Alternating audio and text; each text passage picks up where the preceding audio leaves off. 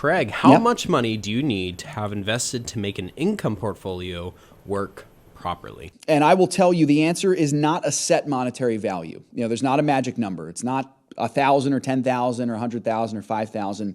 The answer is determined by several things, I believe, brother.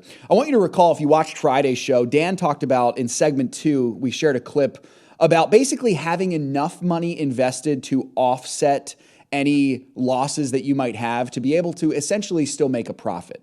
So there is an idea of you want to invest enough that you can actually make an impact, basically. If I invested $1, probably won't make that much of an impact. But if I invested $1,000, I can make a little bit more of an impact, basically. That's just common sense there.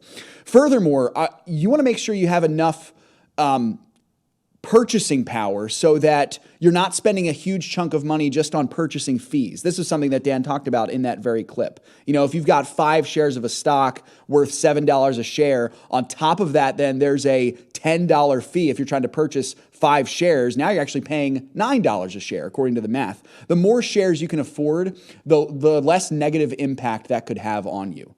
So just make sure you have enough invested that you're not losing too much on purchasing fees.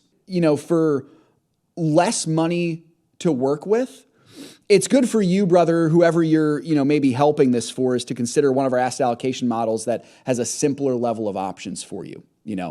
All that to say, brother, I just tell you to consider this as well. I believe something is better than nothing.